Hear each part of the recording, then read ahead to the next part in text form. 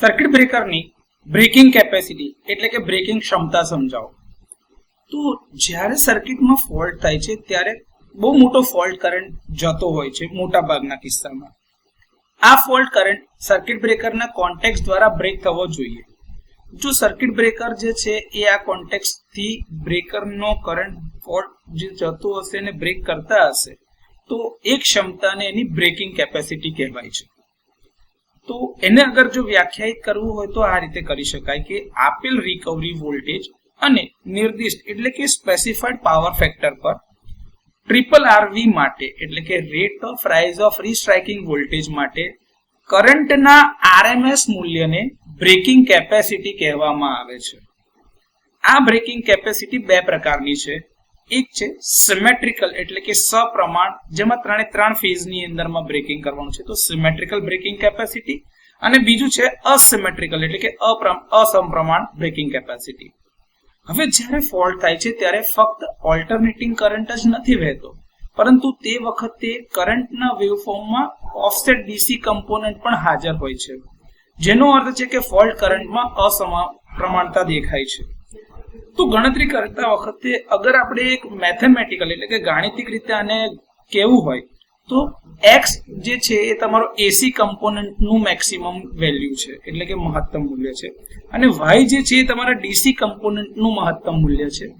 તો એસી કમ્પોનન્ટનું બ્રેકિંગ કરંટનું જે મૂલ્ય ગણતા હોઈએ આરએમએસ માં તો એ થાય x/√2, કેમ કે પીક વેલ્યુ ડિવાઇડ બાય √2 કરો એટલે આરએમએસ કિંમત મળશે.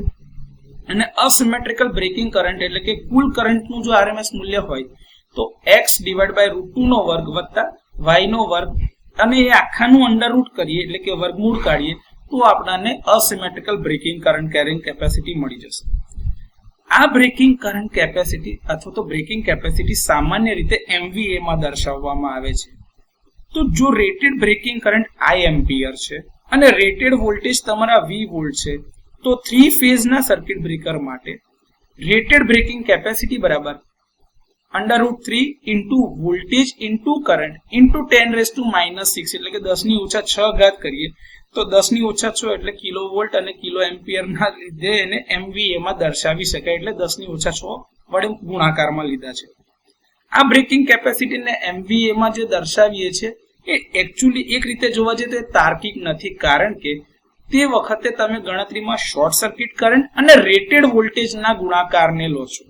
હવે જ્યારે શોર્ટ સર્કિટ થતો હશે તો ફોલ્ટ જ્યારે થાય છે ત્યારે આ ભાગ જ શોર્ટ થવાના કારણે ફેઝથી ન્યુટ્રલ અથવા તો ફેઝથી ફેઝ અથવા તો એક ફેઝ કાં તો બે ફેઝ કાં તો બધા ફેઝની અંદરમાં શોર્ટ સર્કિટ થાય છે, એટલે તમારો સોર્સ આખો શોર્ટ થશે. તો એ વખતે કોઈ વોલ્ટેજ હશે જ નહીં અથવા તો ખૂબ જ ઓછા વોલ્ટેજ હશે.